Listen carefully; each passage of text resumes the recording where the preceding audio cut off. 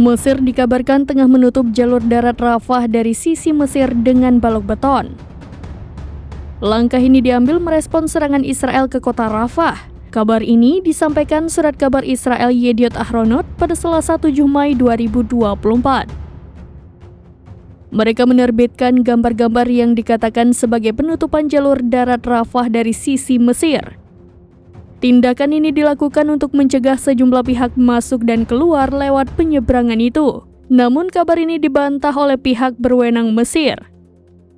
Mereka mengkonfirmasi bahwa penyeberangan tersebut belum ditutup, sehingga kabar yang menyebut pihaknya menutup jalur darat Rafah dari sisi Mesir dengan balok beton adalah kebohongan.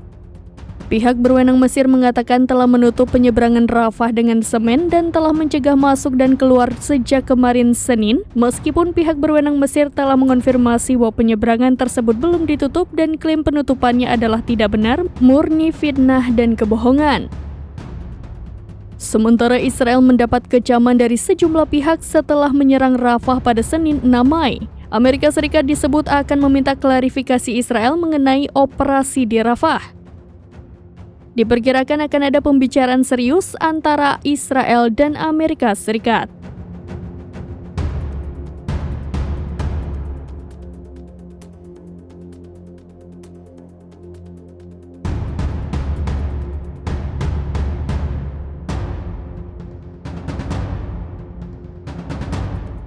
Download Tribun X sekarang, menghadirkan lokal menjadi Indonesia.